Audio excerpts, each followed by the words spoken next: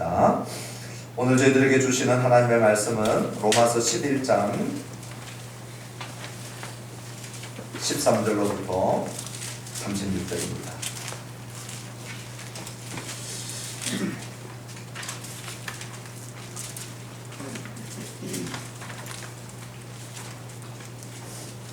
로마서 11장 13절로부터 36절까지 말씀이 조금 길지만 우리가 한 절 한 절 하나님의 말씀을 빠뜨리지 않고 교독하기를 원합니다. 제가 먼저 신약성경 255페이지 로마서 11장 13절의 말씀을 봉독합니다. 내가 이방인인 너희에게 말하노라. 내가 이방인의 사도인 만큼 내 직분을 영광스럽게 여기노니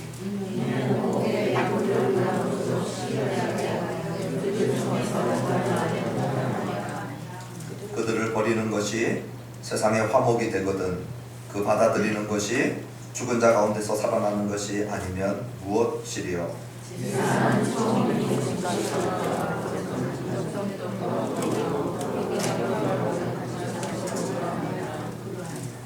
또한 가지 얼마나 꺾이었는데 돌 감람나무인 네가 그들 중에 젖붙임이 되어 참 감람나무 뿌리에 진액을 함께 받는 자가 되었은즉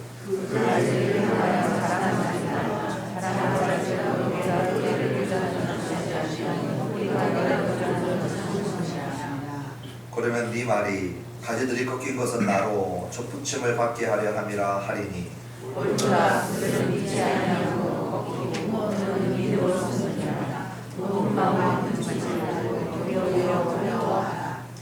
하나님이 원 가지들도 아끼지 아니하셨은즉 너도 아끼지 아니하시리라. 하나님의 인자하심과 넘어지는 자들에게 너희가 하나님의 인자하심과 그 인자가 너희에게 그렇지 않으시리라. 그들도 믿지 아니하는데 머무르지 아니하면 젖붙임을 받으리니 이는 그들을 젖붙이실 능력이 하나님께 있습니다.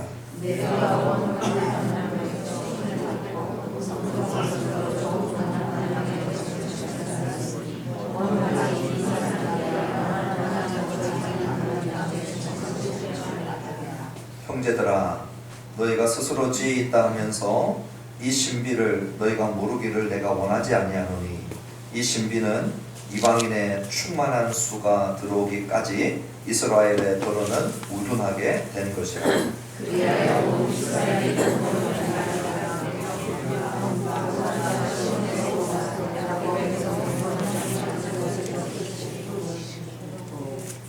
내가 그들의 죄를 없이 할 때에 그들에게 이루어질 내 언약이 이것이라 함과 같으니라.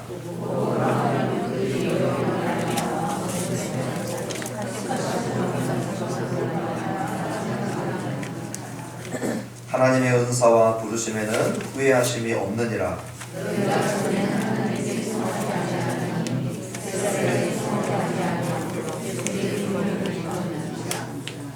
이와 같이 이 사람들이 순종하지 아니하니 이는 너희에게 베푸시는 긍휼로 이제 그들도 긍휼을 얻게 하려 하심이라.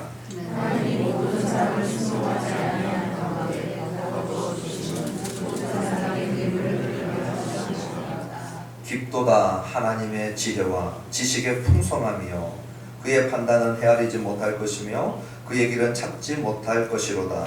누가 주의 마음을 알았느냐? 누가 그의 목소리를 알았느냐? 누가 주께 먼저 드려서 갚으심을 받겠느냐? 이는 마음이 주에게 성하고 주로 말미암고 주에게 돌아가거나 그에게 영광이 세세히 주시옵소서. 아멘. 주님 감사합니다. 이 시간 귀한 예물 주님 앞에 예배 가운데 올려드렸습니다. 하나님 그 중심을 받으시고 손길을 받으시고 삶을 받으시고 우리 주님 앞에 올려드린 예물 흠양하여 주셔서 영혼이 잘 되게 하시고 수평적인 복들을 하나 누리게 하여 주시옵소서. 10의 1을 구별하여 드린 손길들마다 물질에 종되는 자 없게 하시고 주의 자녀들에게 필요들이 공급되어지는 은혜 더하여 주옵소서. 믿음으로 선교하고 건축하고 구제하고 또 작정하고 감사와 여러 가지 모양의 주정헌금 올려드린 손길들 주님 붙들어 주시고, 또 더 드리고자 하는데 안타까운 형편 가운데 있는 우리 지체들 기억하시고 주님께서 위로하시고, 또 하나님 그 삶들을 붙들어 주셔서 회복시키시고, 하나님 또 나누며 또 드릴 수 있는 그러한 자리에 들어갈 수 있도록 우리 주님 보호하시고 인도하여 주시옵소서. 다시 한번 2020년도 우리 하늘나무교회 재직으로 섬기시는 우리 서리집사로 임명받은 문희연, 박미숙, 박주환, 송재신, 이덕순, 이운희, 이정숙, 임은진, 정미연, 조용은, 조은정, 허재희 집사님과, 또 명예권사로 윤영자, 문옥순 권사님과, 또 안수집사로 장정현, 우리 백홍기 집사님 주님 기억하여 주시고, 한 해 동안 또 잘 섬길 수 있는 은혜와 능력과 강건함 주님 공급하시고 허락하여 주옵소서. 섬기는 리더 되게 하시고, 또 하나님 리더로 섬길 때 따라가는 그러한 저희들 되게 하여 주옵소서. 우리 모두를 통하여, 우리 지체들을 통하여 주의 몸을 세우시고 머리 되신 주님 홀로 영광 거두어 주옵소서. 예수님의 이름으로 기도합니다. 아멘.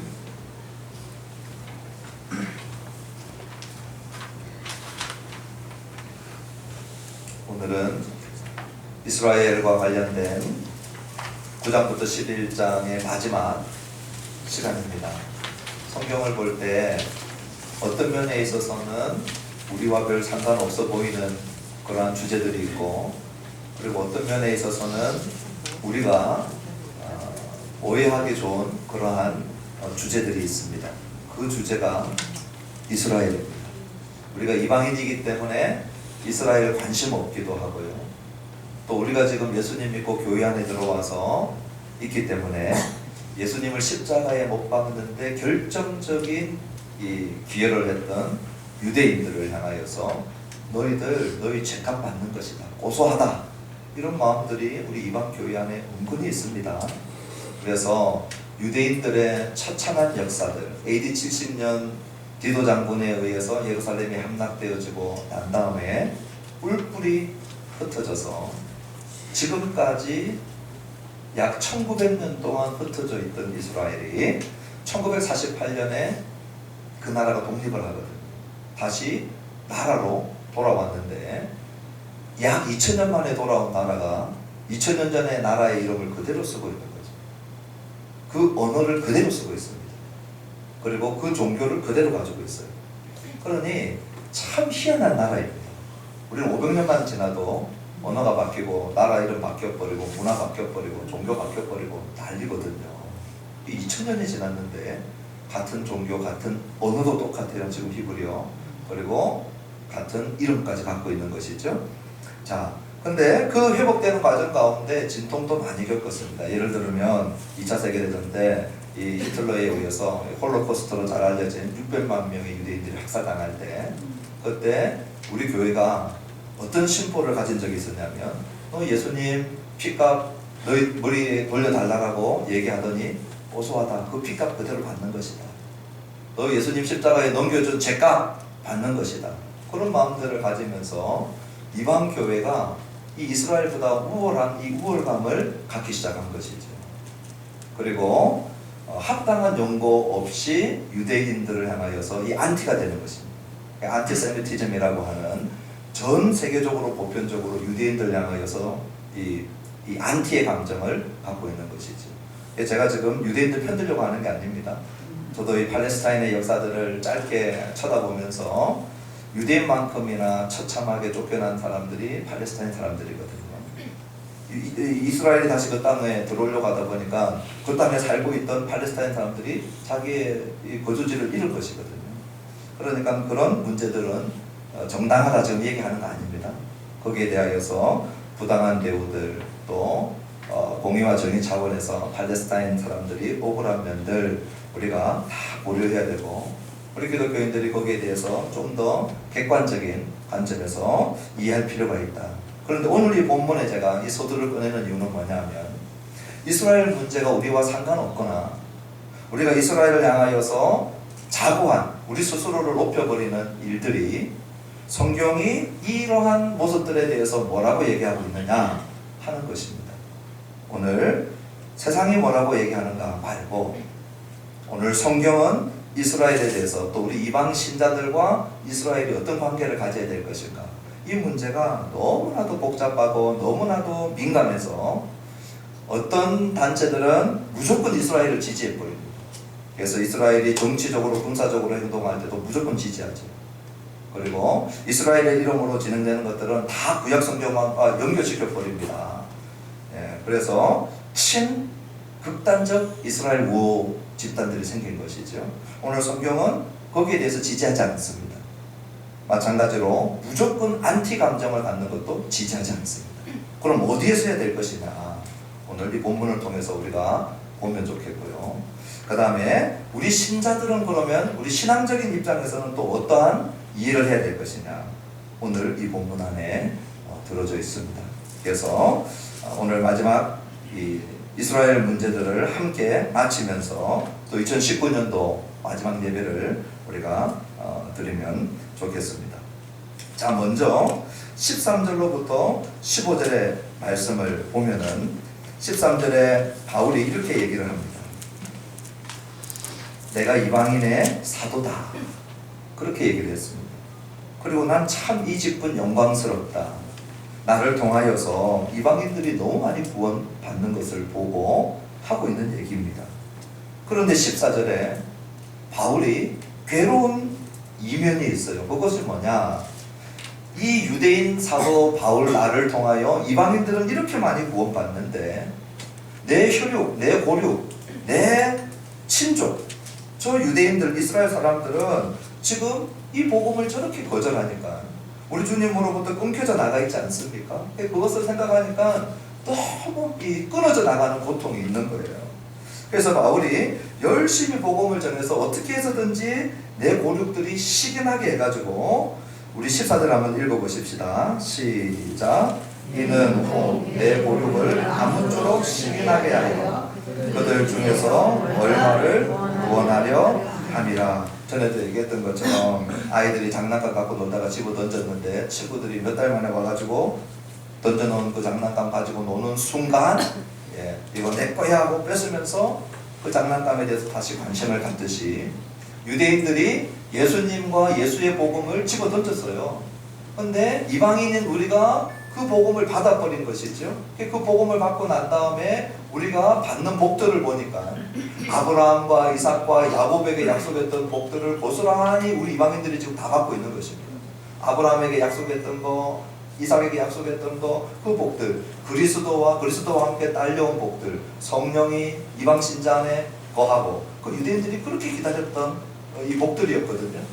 예수님을 우리의 그리스도라고 부르고, 그리고 구약의 성경을 우리의 성경으로 삼고, 아브라함을 우리의 조상으로 삼고 이방인들이 다 읽고 있단 말이죠. 그러니까 유대인들이 시기가 난 거예요. 이 시기 나서 어떻게 하냐면 14절 끝에 아주 중요한 이 표현이 있는데, 그들 중에서 얼마를 구원하려. 그러니 유대인들이면 다 구원받는 것 아니고, 이스라엘 백성이면 혈통적으로 민족 단위로 국가 단위로 통째로 구원받는 것 아닙니다. 그렇게 가르치는 가르침은 신약 성경의 가르침이 아니에요. 그들 중에 얼마가 지금 구원받고 돌아온다는 것입니다. 지금이 비록 이방인들의 시즌이고 이방인들의 때지만, 이방인들이 예수 믿는 때이지만, 지금 이방인들의 때에도 누가 구원받고 있는 거예요? 유대인들도 부분적으로 계속 구원받는 일들이 일어나고 있다는 거예요. 그 증거 중에 하나가 누구냐? 바울이었고, 그리고 예루살렘 교회고, 소수로 믿는 이들이 나오고 있는 것입니다. 지금 유대인들 사회 가시는 분들 통계를 보면 2% 이하, 1%대의 유대인들이 예수 믿고 있어요. 약 99%가 아직도 예수 안 믿고 있는 것이죠. 그런데 1%가 믿고 있는 건 뭡니까? 소수지만 믿는 이들이 남아 있다는 것을 얘기하고 있는 것입니다. 그러면서 15절에 심오한 말씀을 하시는데, 우리 15절 같이 한번 읽어보십시다. 시작.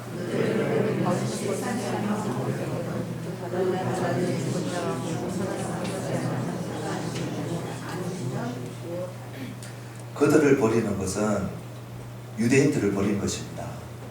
우리 예수님이 저들 달라붙는데 떼버리는 버림이 아니죠. 우리 지금까지 제가 말씀 전한 것을 기억하시면 그들이 완악하게 계속해서 거부한 대로 내버려둔 것입니다. 그래서 버려진 것인데 그 버려짐 때문에 세상의 화목이 되었다는 것입니다. 그들이 버려져 나간 그 자리에, 잘려나간 그 가지에 누가 좁혀짐을 받았어요? 돌감람나무 가지가 좁혀짐을 받았는데 이 돌감람나무 가지는 우리 이방인들이었거든요. 그래서 우리 이방인들이 좁혀짐을 받아서 예수님의 모든 구속의 은총을 우리가 다 입어가지고 하나님하고 우리가 원수관계에 있었는데 우리 이방인들이 조상 제사 지낼 줄 알지 그냥 소금 뿌리고 작두 탈 줄 알던 우리들이 어떻게 천지를 지으신 하나님을 우리 아버지로 부르는 이거 몰랐었단 말이죠. 그런데 유대인들이 버려진 그 공간을 이용해서 우리 이방인들이 지금 이 복음 안으로 들어오기 시작하면서 하나님하고 화목되어지는 그 화목의 역사가 되었다면 바울이 지금 뭐라고 하냐면요. 그 받아들이는 것, 이거 뭐예요? 그 떨어져 나갔던 유대인들을 다시 받아들이는 거예요. 그때가 되면 죽은 자 가운데서 살아나는 것이 아니면 무엇이랴? 세상에 화목하고 비교할 수 없는 우리 하나님과 화목됨으로 끝나는 것이 아니라 그 화목됨 더하기 플러스 알파, 그 플러스 알파는 어느 정도의 이 놀라운 영적인 축복과 풍성함과 유익이냐 바울이 다 설명하지 않았어요. 그런데 한마디로 얘기했어요. 만약에 우리 예수님의 죽음 그것이 우리에게 유익됐다면 우리 하나님과 화목되기 위해서 예수님의 죽음이 필요했죠. 그것이 마치 유대인들이 버림받은 결과로 그 화목에 우리 이방인들의 혜택을 받다면 그들이 돌아올 때에 우리가 받는 혜택은 예수님의 부활의 혜택과 같다. 그 얘기하는 거예요. 그들의 돌아옴이 우리에게 유익이에요, 유익 아니에요? 이방인들에게도 어마어마한 유익이다. 육체의 부활과 부활 생명의 극치를 다 누리는 그것을 이 15절에 얘기해 놓고 있는 거예요. 그러면서 16절에 두 가지 비유를 듭니다. 읽어봅시다. 시작. 제사는 처음 익은 곡식가루가 거룩한즉 떡덩이도 거룩하고 뿌리가 거룩한즉 가지도 거룩하니라. 무슨 얘기하고 싶었냐면요. 우리 소재 생각하는 것과는 이해가 됩니다. 우리 하나님 앞에 드리는 제사 가운데 곡식 가루로 드리는 유일한 제사가 소제입니다. 나머지는 다 피제사입니다. 근데 우리 하나님은 동물로 예배드릴 수 없는 자들을 생각을 하셨어요. 동물을 잡을 정도면 재산이 있어야 되거든요. 소를 잡을 정도면 꽤 재산이 있어야 됩니다. 근데 재산 있는 사람들만 예배드리게 하면 어떻게 돼요? 가난한 자들이 차별받잖아요. 그래서 가난한 자들도 예배드릴 수 있게 하기 위해서 곡식 가루를 가지고도 예배드리게 만들어 놓으신 거예요.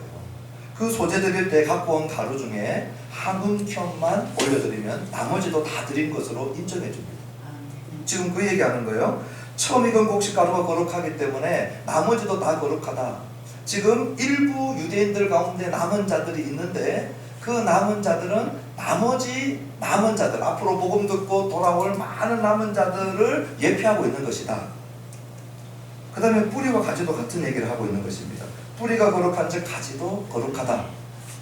가지가 뿌리를 지탱해 주는 게 아니고 뿌리가 가지를 지탱해 주고 있기 때문에 그 뿌리가 거룩하다면 이제 잘려져 나갔다가 돌아왔든지 돌감람나무로 붙었든지 이 거룩함의 혜택을 다 받는다는 것이죠. 그러므로 바울은 뭐까지 내다보고 있어요? 지금 잘려져 나간 원가지들이 나중에 돌아와서 붙을 때에 그들까지도 뭐 할 거라는 것이에요? 회복되고 이 모든 뿌리의 혜택을 다 받을 것들이 남아있다. 지금 우리 이방인 얘기만 하는 게 아니고 이스라엘 얘기도 같이 하고 있는 것입니다. 17절 읽어보십시다. 시작. 또한 가지 얼마가 꺾이었는데 돌감람나무인 네가 그들 중에 촛붙임이 되어 참 감람나무 뿌리의 진액을 함께 받는 자가 되었은즉. 자, 돌감람나무는 우리 이방인들입니다. 기분이 나빠도 돌감람나무라고 하는 표현들 속에서 돌감람나무의 열매를 가지고 먹을 수 있는 그러한 열매가 아니에요. 못 먹습니다. 아주 먹을 수 없는 그러한 질이 안 좋은 것이에요. 그런데 돌감람나무인 네가 어떻게 됐냐? 젖붙임을 받았다는 거예요. 젖붙임을 받았더니 뿌리의 진액에서 올라오는 모든 진액, 수분과 영양분들을 다 받아가지고 이제 그 혜택을 입은 것이죠. 그러니 오늘 우리가 자랑할 수 있는 것이 없다는 거예요. 오늘 우리가 우리 자신을 지지하거나 우리 자신에게 스스로 영향분을 주는 것이 아니라 뿌리에서 올라오더라는 것이죠. 이 뿌리가 뭐냐? 참 감람나무의 뿌리의 진액이 뭐냐? 이 이스라엘 백성들의 원조상들입니다.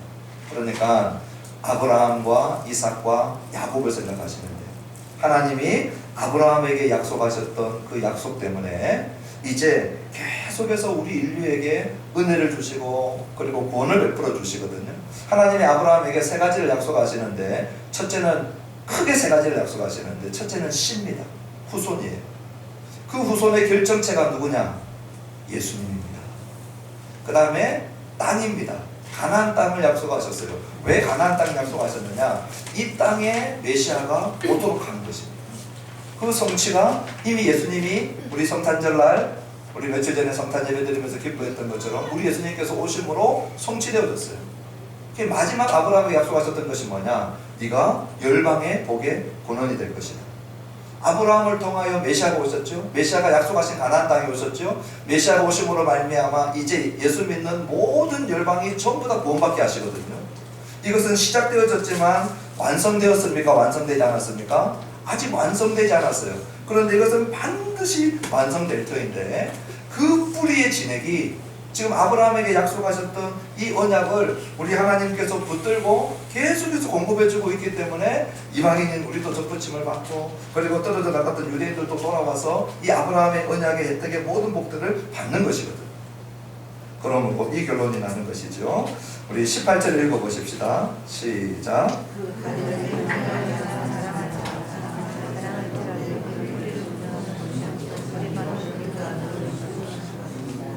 자, 이제 우리는 접붙임을 받았습니다. 그런데 유대인들 보니까 끊겨져 나간 거예요. 그러면서 깔깔거리고 조롱하고, 너희들 끊겨져 나갔다, 떨어져 나갔다, 우리는 붙어 있는데, 우리는 이렇게 좋은 열매 맺고 있는데 하지 말라는 거예요. 왜냐? 네가 뿌리를 보존하는 게 아니라 뿌리가 너를 보존하고 있다는 것입니다. 19절 읽어보십시다. 시작. 그러면 내 말이 가지들이 꺾인 것은 바로 접붙임을 받게 하려 함이라 하리니. 자, 이제 우리가 이방인들이 이런 얘기하기 쉽다는 것이죠. 아, 왜 유대인들이 끊겨져 나갔느냐? 나로 접붙임 받게 하려. 오늘 이 문맥에서는 자기를 자랑하는 이방인들이 자기 스스로를 자랑하기 위해서 오늘 나를 모시려고 저 접붙임 받음을 하기 위해서 원 가지들이 꺾여져 나갔구나. 우리 성경 얘기할 때에 비유를 들 때 항상 위험이 도사리는데, 혹시 프로야구나 프로축구를 좀 아시면 이 1군에서 뛰는 게 쉽지 않습니다. 아주 어려워요. 1군에 한번 부름 받으면 그냥 죽기 살기로 됩니다. 이 잔류하려고. 그런데 1군에서 한 번도 못 뛰어보고 은퇴하는 이 선수들이 거의 대부분입니다. 그러니까 초등학교부터 야구 시작했다 치면 프로 1군에 들어오는 이 퍼센티지는 극소수거든요. 그러면 이 1군에 들어온, 한번 뛰었던 2군에서 맴돌다가 좋은 친구가 1군에 누가 부상당해서 나갔거나 누가 좀 실력이 슬럼프가 와서 나갔거나 했을 때, 들어왔을 때 2군에서 1군에 막 들어온 이 사람이 막 자기 자랑을 하는 게 어울리지 않는 것과 같은 거예요. 이게 좋은 비유가 될지 안 될지 모르겠지만 제가 위험 요소가 있다고 했죠. 예. 그러나 일반적인 메시지는 하나가 있어요. 그 자리가 들어온 이분들이 자기 자신을 자랑할 만한 자리는 아니라는 거예요. 지금 1군에 나갔던 그들이 회복되어지면 또 돌아오는 때가 있죠. 그렇기 때문에 지금 이방인들로 향하여서 끊겨져 나간 가지들을 향하여서 자고하지 말라는 것입니다. 나 때문에 너희들이 끊어져 나갔다, 나 중심적인 자랑을 하지 말라는 거예요. 20절 읽어보십시다. 시작. 옳도다. 그들은 믿지 아니하므로 꺾이고 너는 믿음으로 섰느니라. 높은 마음을 품지 말고 도리어 두려워하라. 이방 교회 안에 유대인들 이스라엘 보면서 높은 마음을 가지고 있어요. 이게 우리 안에 있는 실제입니다. 이스라엘 쳐다보면서 저 예수 안 믿는 저 유대인들 하면서 우리 이방 교회가 높은 마음을 가지고 있어요. 그런데 바울은 뭐라고 얘기합니까? 너희들이 서 있는 것, 오늘 가지와 이 접붙임 얘기를 하면 너희들이 접붙여진 것은 너희들이 똑똑하거나 잘나거나 선하거나 의롭거나 윤리적이거나 너희들의 인품이 고귀해서가 아니고 오직 믿음이다. 바울은 로마서에서 믿음을 얘기할 때 믿음의 반대어가 뭐냐면 행위예요. 행위로 된 것이 아니고 믿음으로 된 것이다. 이게 뭡니까? 네 공로로 된 것이 아니다. 이 얘기를 계속 하는 거거든. 그러므로 은혜로 된 것이다. 믿음으로 된 것이다. 너는 믿음으로 접붙여졌고 저들은 믿지 않음으로 꺾인 것이기 때문에 높은 마음 품을 게 하나도 없다. 만약 너희들이 시험 쳐가지고 접붙여졌으면 너희들의 이 학력으로 너 자랑할 만하지. 만약 너희들의 도덕적 수준으로 접붙임을 받았다면 도덕적 수준 자랑할 만하지. 그런데 믿음으로 된 것이니까 너희들을 높은 마음 품지 말고 두려워해라. 왜 두려워해야 되느냐? 21절입니다. 시작.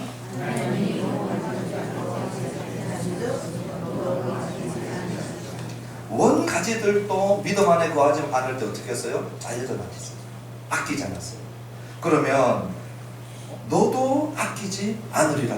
이 말은 뭡니까? 오늘 우리가 믿음으로 시작해서 믿음으로 살아가다가 믿음으로 끝내지 아니하고 중간에 우리가 행위로 갈아타거나 오늘 중간에 하나님의 은혜로 사는 것들을 멈추고 어느 순간에 오늘 우리가 이 은혜를 당연하게 여기다가 이 은혜를 특권으로 여기고 은혜를 특권으로 여기면서 이제 우리의 행위를 갖다 붙이기 시작을 하면 어떻게 되는 거예요? 믿음으로 살지 않게 될 때에 그 믿음으로 살지 않는 결과가 참혹할 것이라는 거예요. 22절입니다. 시작. 그러므로 하나님의 인자하심과 준엄하심을 보라. 넘어지는 자들에게는 준엄하심이 있으니 너희가 만일 하나님의 인자하심에 머물러 있으면 그 인자가 너희에게 있으리라. 그렇지 않으면 너도 지키는 바 되리라. 두 가지 얘기했습니다. 준엄함과 인자함. 우리 하나님의 속성을 잘 보여주는 한 구절이에요. 우리 하나님의 속성 안에 우리가 생각할 때에 하나님은 사랑이시라. 맞아요. 그런데 하나님의 또 다른 속성 안에 뭐가 있습니까? 거룩과 공의의 속성이 있어요. 우리 하나님은 사랑이시지만 공의를 떠나서 사랑만 존재하는 그런 분이 아니십니다. 거룩을 떠나서 사랑만 존재하는 분이 아니십니다. 거룩과 공의를 모르니까 사랑인 하나님이 왜 이러시나 그렇게 오해를 하죠. 우리 하나님은 거룩하다 이사야서에서도 계시록에서도 거룩하다 삼중으로 하나님을 강조한 표현은 거룩하다밖에 없어요. 사랑하다, 사랑이시다 삼중으로 표현합니까? 없어요. 신구약 성경에 삼중으로 하나님을 표현하는 속성은 거룩함밖에 없어요. 그 거룩함 안에 공의가 들어있어요.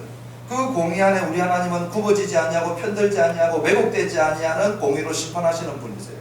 좀 더 잘한다고 잘 봐주고 내가 잘 모른다고 더 가중처벌하고 이런 거 없다는 거예요.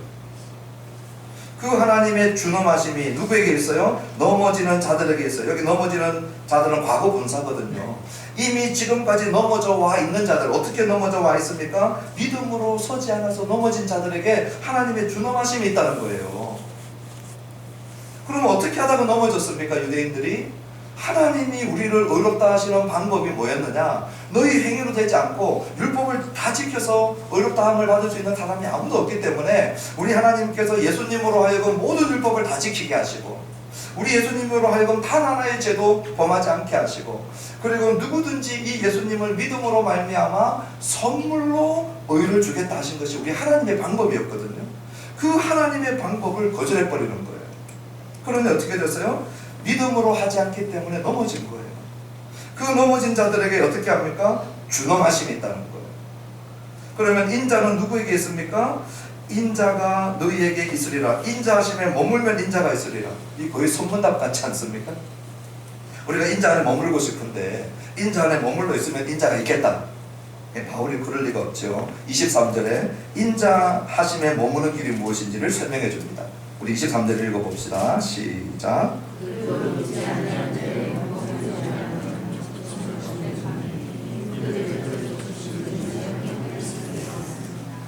머물러 있는 길, 접붙임을 받을 수 있는 길 23절에 말씀해 놓고 있어요. 인자하심 안에 거할 수 있는 길이 뭐냐? 23절에 이렇게 표현을 해 놓은 것입니다. 믿지 아니하는데 머무르지 아니하면, 무슨 말이냐면 불신앙에 거하지 아니하면 그 말이에요. 다시 얘기하면 믿으면, 그렇죠? 믿으면 다시 접붙임 받겠다. 그러므로 믿으면 인자 안에 거하는 것이다. 그 얘기를 하고 있는 것입니다. 만약에 오늘 우리가 믿음으로 그리스도 안에 거하지 않으면 하나님의 준엄한 심판이, 그리고 믿음으로 그리스도 안에 거하게 되면은 하나님의 인자하심이 오늘 우리들에게 부어진다. 그 말씀을 바울이 하고 있는 것이죠. 이것이 어떻게 가능한가? 우리 이제 뒤편에 가면은 구원자 얘기가 나오는데 십자가 사건 때문에 그렇습니다. 한번 십자가를 생각해 보십시오. 십자가를 생각할 때 우리 하나님의 준엄하심과 우리 하나님의 인자하심이 그 십자가 안에 같이 있어요. 하나님의 준엄하심은 어떻게 드러났느냐? 죄에 대하여 우리 하나님이 공의로운 심판을 퍼부으신 거예요. 우리 하나님이 그 공의의 심판을 죄인들 위에 쏟아야 되는데 우리 예수님께서 세상 죄를 다 짊어지신 것이죠. 유대인들에게 있어서 지금도 풀리지 않는 숫자가 이사야서 53장입니다. 왜 자기 죄도 아닌데 죄를 짊어지고 도살장에 끌려가는 양에 대해서 죽어버리냐는 것이죠. 예수님이 아니고는 이해가 되지 않아요. 이사야서 53장이 말씀하고 있는 그 도살장으로 끌려가는 어린 양은 자기 죄 때문에 죽는 것이 아니고 타인의 죄 때문에 죽는다고 그랬거든요. 그러므로 그 어린 양이 누구냐? 우리 예수님을 얘기하고 있는 것이고, 우리 예수님이 십자가에서 죽으신 죽으심은 예수님의 죄 때문이 아니라 결국 우리의 죄를 다 짊어지시고 우리 하나님의 공의의 심판을 우리 예수님이 그대로 다 받으신 것이에요. 어떤 분들은 하나님은 절대 화를 안 내신다. 그것은 소설 속의 하나님입니다. 그거는 이 민중이 만들어낸 이야기 속의 하나님입니다. 성경이 얘기하고 있는 하나님은 화내시는 하나님이십니다. 진노하시는 하나님이십니다. 불의를 보고 참지 못하시는 하나님이십니다. 불의를 보고 참는 것이 그게 죄죠. 불의를 보고 침묵하는 것이 죄죠. 불의를 보고 의분이 나오지 않는 게 죄죠. 우리 하나님은 불의를 참지 못하셔요. 그래서 불의를 보고 심판하시고 진노하시는 하나님이세요. 그게 우리 하나님의 거룩한 속성이에요. 그게 우리 하나님의 공의예요.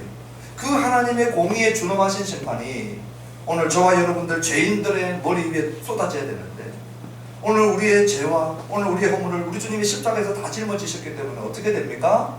우리 예수님 머리 위로 다 쏟아진 거예요. 그 진노의 칼이 우리 예수님께 다 쏟아진 거예요. 그래서 물 한 방울 피 한 방울 남기지 아니하고 우리 주님의 진노가 우리 예수님께 다 쏟아져서 우리 주님의 온 몸이 저와 여러분들의 진노바지가 되신 거예요. 제가 언젠가 그런 질문을 받은 적이 있어요. 예수님도 죽고 우리도 죽는데 예수님은 3일 만에 다시 살아날 것인데 조금만 참으면 되는데 그게 뭐 그렇게 이 큰 일입니까? 우리 수술 받는 분들 마취주사 맞을 때 이 깨잖아요. 잠깐 참으면 그게 수술 뭐 10시간이든 20시간이든 견뎌내면 되니까 예수님도 부활하실 것인데 그 잠깐 참으면 되는 건데 그게 뭐 됐습니까? 하나를 몰랐어요. 뭘 몰랐어요? 우리의 죽음은 우리의 죄값 때문에 내가 죽는 거예요. 찬양하면서 죽는 순교자들도 있다고 제가 말씀드렸죠. 우리 예수님이 순교자들만 신앙이 못해가지고 찬양 못하고 죽었습니까? 우리 예수님 죽으실 때요, 엘리 엘리 라마 사박다니 나의 하나님 어찌하여 나를 버리셨나이까 해가 3시간 동안 어둠 속에 잠겨버렸어요. 아버지 왜 저 버리십니까? 우리 하나님께서 고개를 돌려버리셨어요. 아브라함이 이삭 잡을 때에 하나님이 멈추어라, 이삭 못 잡게 하셨던 그 독생자 이삭을 못 잡게 하셨던 하나님, 아브라함의 칼을 휘두르지 못하게 하셨던 그 하나님이 아들 예수님 잡을 때에는 멈추어라 하지 않았죠. 그 칼을 내리꽂으신 거예요. 그 예수님의 죽음이 오늘 우리의 죽음과 어떤 순교자들의 죽음과 다른 이유가 뭐냐? 우리 예수님의 죽음은 아담 이후에 구속받을 모든 인류의 죄를 다 짊어지셨어요. 오늘 여기 우리 한 30명 정도가 모여서 예배드리는 오늘 저와 여러분들의 죄값을 우리는 1대1로 감당해야 되지만 우리 예수님은 우리의 죄값 다 감당하셔야 되고, 우리 교회 죄값뿐만 아니라 오늘 이 시대에 우리 대한민국의 구원받는 자들과 온 인류와 역사 가운데 구원받아야 될 자들의 죄값을 우리 예수님께서 그의 어깨에 다 짊어지시고 받아야 되는 하나님의 진노의 크기와 깊이를 어떤 인생이 헤아릴 수 있을까요? 그래서 우리 예수님이 할 수만 있으면 이 자리에 내게서 옮겨지기를 원합니다 라고 기도했던 것도 그 고통을 내다보셨고 아셨기 때문에, 그 고통을 아시면서도 십자가에서 내려오지 않으셨죠. 그리고 그 고통을 고스란히 다 짊어지신 것입니다. 그러므로 뭐가 보였어요? 인자하심을 죄인들에게 하나님께서 드러내신 거예요. 이제 예수님이 너의 죄값을 대신 짊어지고 형벌을 대신 받았으니 우리 하나님이 원하는 거, 이것을 믿는 자에게 뭘 주시겠다는 게 의로움을 주겠다. 그러므로 믿는 자에게 우리 하나님이 베풀어 주시는 인자하심, 그것이 십자가를 통하여서 준엄하심과 인자하심이 다 들어있습니다.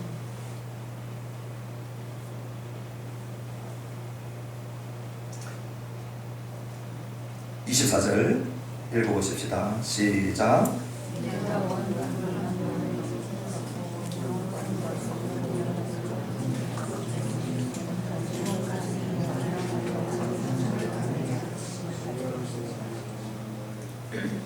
예, 우리는 원래 돌 감람나무에 붙어있던 자들인데 거기서 잘려 나와가지고 좋은 감람나무에 붙어있는 이 모습이 우리 본성이 안 맞다는 거예요. 우리가 원래 진노의 자녀들인데 하나님의 자녀가 된 거, 이거 우리 본성을 거슬러서 됐다는 거예요. 그렇다면 원가지인 이스라엘 사람들은 얼마나 더 자기 원래 감람나무에 잘 접붙임이 되겠느냐, 그 얘기하고 있는 거예요. 25절 읽어보십시다. 시작.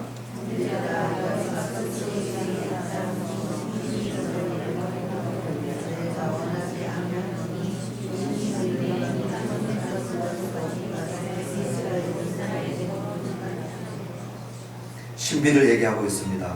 이 신비가 뭐냐?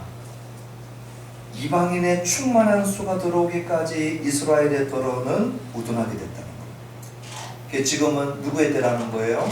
이방인의 때가, 이방인들이 주로 구원받는 때이고 이방인들만 구원받는 때는 아닙니다. 일부 유대인들도 계속 지금 구원받고 있는 때입니다. 그러나 이방인들이 주로 구원받는 때라는 거예요. 그 이방인들이 충만한 수가 들어오게 되면 시즌이 바뀝니다. 누구의 시즌으로 갈까요?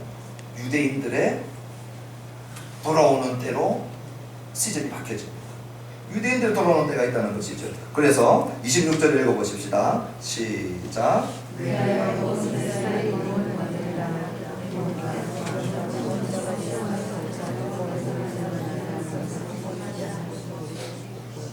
예, 이 26절이 제일 이슈가 되는 구절입니다. 왜냐? 온 이스라엘이 누구냐는 거예요. 26절에 방금 읽으셨죠? 여기 온 이스라엘이 문자 그대로 온 이스라엘이면 국가 단위로, 민족 단위로, 혈통 단위로 전부 다 구원받는다는 말을 지금 성경이 확정해 주는 거거든요. 그럼 우리는 이스라엘 사람들이면 다 구원받으니까 시민권 바꿔야 돼요. 구원받고 싶으면 팔레스타인 땅으로 가가지고. 예. 지금 그 얘기하고 있느냐?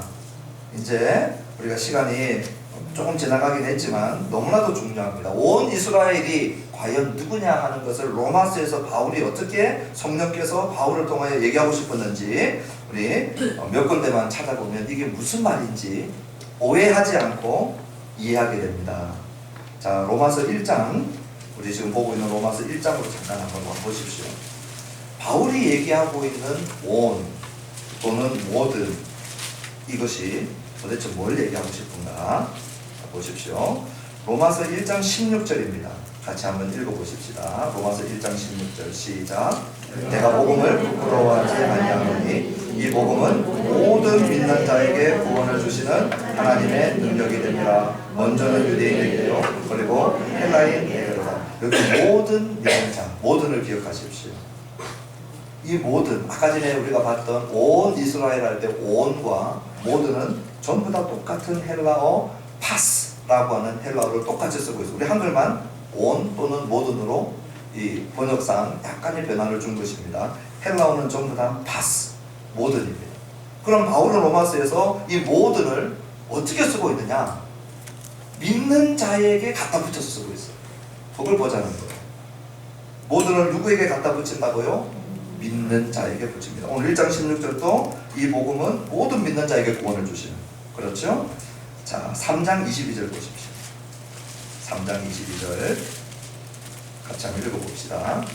3장 22절 시작. 곧 예수 그리스도를 믿음으로 말미암아 모든 믿는 자에게 미치는 하나님의 의인이 차별이 없느니라. 모든을 누구랑 같이 쓰고 있어요? 믿는 자와 같이 쓰고 있어요. 자, 4장 11절 한번 보십시오. 4장 11절 같이 읽어보십시다. 시작. 그가 할례의 표를 받은 것은 무할례 시에 믿음으로 된 의를 입힌 것이니 이는 무할례 자로서 믿는 모든 자의 조상이 되어 그들도 의로 여기심을 얻게 하려 하시니, 믿는 모든 자, 모든과 믿는 것을 함께 붙이고 있어요. 4장 16절 같이 읽어보십시다. 시작. 그러므로 상속자가 되는 그것이 은혜에 속하기 위하여 믿음으로 되나니 이는 그 약속을 그 모든 후손에게 굳게 하려 하심이라. 율법에 속한 자에게뿐 아니라 아브라함의 믿음에 속한 자에게도 그러하니 아브라함은 우리 모든 사람의 조상이다. 믿음으로 되나니 그 모든 후손에게. 마지막으로 우리 10장 4절 하나 읽어봅시다. 마지막이에요.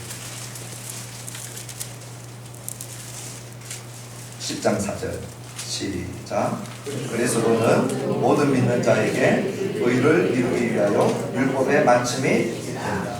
자, 모든이 뭐하고 같이 붙어 있어요? 믿는 자와 같이 붙어 있어요.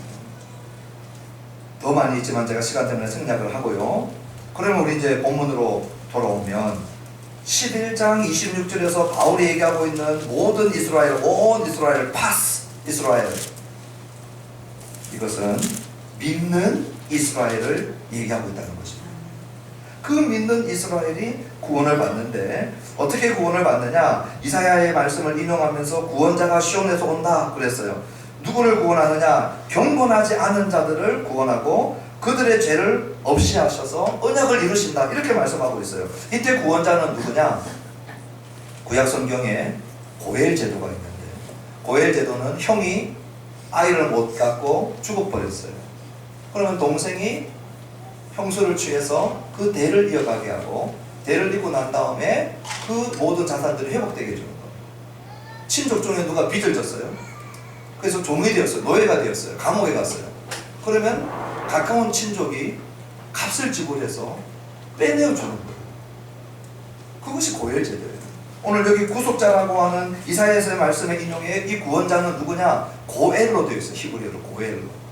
그러면 지금 무슨 얘기하는 거예요? 경건하지 않은 죄값을 우리의 고엘이 되셔서 누군가가 값을 지불했다는 거예요. 그 고엘이 누가 되셨다는 거예요? 우리 예수님께서 우리의 고엘이 되셔가지고 우리가 죄값을 지불하지 못해서 갇혀있고 묶여있고 형벌받아야 되는데 그 값을 우리 예수님께서 고엘이 되셔서 지불해 주셔서 우리를 구원하신다, 그 말씀을 하고 계시는 것입니다. 그래서 28절에 보시면 이제 유대인들하고 이방인들이 복음 때문에 원수가 됐어요. 복음이 아니었으면 이 정도 원수가 안 됐을 텐데, 우리 이방인들은 복음을 믿음으로 구약의 모든 언약들의 복들을 다 누리고, 그리고 저들은 복음을 거부함으로 여전히 하나님과 끊겨져 버려 있는 상태가 되어버린 것이죠. 그래서 복음 때문에 이방인하고 유대인이 원수가 되어졌지만 택하심으로 하면 어떻게 돼요?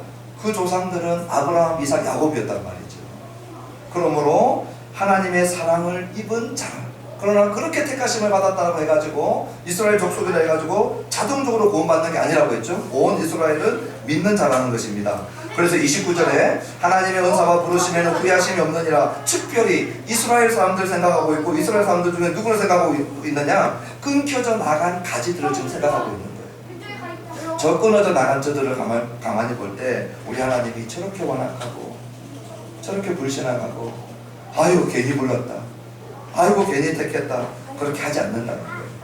뭐라고 하십니까? 하나님은 부의하심이 없다는 거예요. 지금 완악한데, 지금 끊겨져 나간 유대인들이 완악한데 이방인들에게 이렇게 얘기하는 것입니다. 30절에 너희도 전에는 하나님께 순종하지 아니하더니. 아멘이죠. 우리 이방인들, 우리 조상 때부터 하나님께 순종한 사람 여기 있습니까? 없어요. 이스라엘이 순종하지 아니함으로 이제 공유를 입었다. 이스라엘도 순종하지 않아서 그 자리에 지금 너희들이 공유를 입은 자가 되지 않았느냐? 이와 같이 31절 이 사람들이 순종하지 아니하는 이는 너희에게 베푸시는 공율로 이제 그들도 공율을 얻게 하려 합니다. 너희도 공율로 구원받았고, 지금 공채가 나가져 있는 저 완악하게 된 유대인들 중에서도 공율로 구원받을 자들이 있다는 거예요. 그래서 32절 같이 읽어봅시다. 시작. 하나님이 모든 사람을 순종하지 아니하는 가운데 가두어 두심은 모든 사람에게 긍휼을 베풀려 하심이로다. 이 말을 제일 쉽게 설명하면 이렇게 되겠는 거예요. 우리나 유대인들이나 전부 다 불순종한 자들, 완악한 자들. 우리가 어떻게 구원받았다고요? 우리의 행위로 구원받은 자가 아무도 없다. 우리가 정신을 차리고 가만히 생각을 해보면 긍휼을 입은 자들. 그래서 우리 하나님이 모든 사람에게 긍휼을 베풀려 하십니다. 자, 이렇게 보고 나니까 33절부터 36절에 마지막으로 바울의 입에서 찬송이 뽕 하고 터져 나오는 거예요. 바울이 깨달은 것이 있었어요. 바울의 마음을 괴롭히고 바울의 마음을 혼잡하게 만들었던 이 이스라엘과 유대인들과 이방인들의 관계, 지금 안 믿고 있는 이스라엘들과 믿고 있는 이방인들의 관계 복잡했단 말이죠. 그런데 가만히 보니까 하나님의 지혜가 어마어마하더라는 겁니다. 깊도다 하나님의 지혜요. 왜요? 아브라함의 언약, 열방이 복받는, 만민이 복받아야 되는데 만민이 복받는 이 복이 성취되어지는 과정 가운데 하나님이 이러한 과정들을 사용하시더라는 것입니다.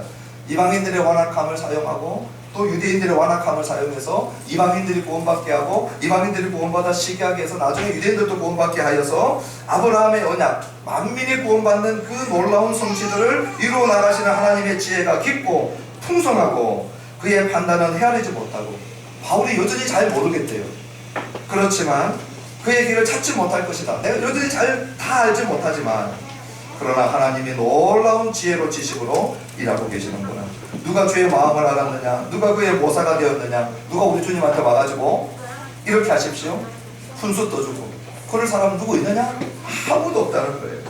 35절에 누가 주께 먼저 드려서 갚으심을 받겠느냐? 우리 주님 앞에 먼저 값으로 충분히 내가 드렸으니까 잉여분 다시 돌려달라 라고 할 만큼 준 사람이 누가 있느냐?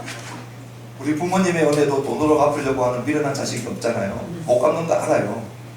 하나님의 긍휼과 은혜와 이 구원을 누가 돈 주고 충분히 줬으니까 나한테 되돌려달라고 할 수 있는 사람이 있느냐? 아무도 없다는 거예요. 그러면서 마지막 36절 이렇게 찬양하면서 끝냅니다. 우리 같이 한번 읽어봅시다. 36절 시작. 이는 만물이 주에게서 나오고 주로 말미암고 주에게로 돌아갑니다. 그에게 영광이 세세에 있을지어다. 아멘. 영어로 보면요, from him, through him, for him입니다. 모든 것이 from him, 우리 주님에게서 나왔고, through him, 모든 것이 우리 주님으로 말미암고 있고, for him, 모든 것이 우리 주님을 위하여 존재하고 있어요. 우리 주님이 창조주이시고 우리 주님이 생명의 공급자이시고 우리 주님이 존재의 목적과 이유가 되시더라. 그러면서 바울이 제일 마지막 말이 뭡니까? 그분께만 영광이 세세에 있을지어다. 놀라운 지혜로 이 세상 구속사, 이 인류 역사를 운행해 가시는구나. 끊겨져 나간 것 같은데, 완악한 것 같은데 그 완악함마저도 사용하셔서 아브라함에게 약속하셨던 원대의 언약을 지금 이루어가고 계시는구나. 놀라우신 분이구나. 내가 다 모르겠지만 이 하나님 대단하신 분이시고, 저는 찬양이 이래야 된다고 생각해요. 찬양하는 이유가 하나님의 말씀이고 복음이고 진리여야 하고, 이 말씀과 복음을 다 알고 깨닫고 달통하고 난 다음에 난 찬양할래가 아니고, 바울이 뭐라고 했어요? 나 잘 모르겠다. 누가 다 알겠느냐? 나는 다 모르지만 계시해 주신 부분, 이 아는 것만큼을 가지고 우리는 뭐 할 수 있어야 되는 거예요? 찬양할 수 있어야 되고요. 이것이 말씀을 배우는 자세, 성경을 공부하는 우리의 이 자세가 돼야 돼요. 어떤 성경 공부, 어떤 말씀 배움이 성경이 정말 기대하는 말씀 배움이냐, 정보를 축적하고 많이 배우고 알고 순서대로 얘기하는 것에서 끝나는 것이 아니고 어디까지 가야 돼요? 내가 배운 그 말씀을 통하여서 무릎을 꿇고 자기 무릎을 치면서 바울처럼 툭 튀어나와야 되는 거예요. 우리 하나님을 찬양하게 하는 지식. 할렐루야. 이제 말씀을 맺을 텐데요, 짧게 우리 아이들 자유롭게 떠들어가고 하십시오. 짧게 제가 마칩니다. 첫 번째, 그러므로 우리 이방 예수 믿는 성도들은 자고하지 말아야 돼요. 저 이스라엘 향하여서 99% 아직까지 믿고 있지 않는 저 이스라엘 향하여서 우리 자고하지 말아야 돼요. 저들이 공표전 나가서 우리가 기회를 얻었고 우리나 그들이나 완악하게 짝이 없고 둘 다 하나님의 긍휼로 은혜로 접붙임 바 되어질 것입니다. 두 번째, 오늘 우리의 고엘 되시는 우리 예수님을 저와 여러분들은 끝까지 기억하고 붙들어요.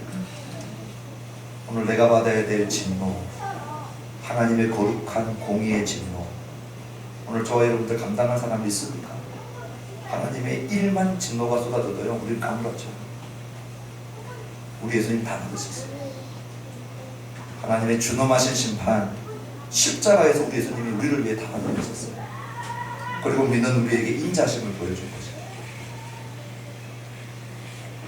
마지막으로 저와 여러분들이 말씀 들을 때마다, 성경 공부할 때마다, 우리 카스켓하고 우리 기독교 탐사하고 삶 탐사하고 우리 성경 공부할 때마다, 새벽에 수요 금요 주일날 말씀 들을 때마다, 주님, 성경 지식으로 끝나지 말게 하시고 이 말씀이 나로 무릎 꿇게 하고 이 말씀이 나로 예배하게 하고 이 말씀이 나로 우리 그 하나님을 찬양하게 하고 그런 말씀 되게 해주십시오. 찬양하십시오. 모든 영광 하나님.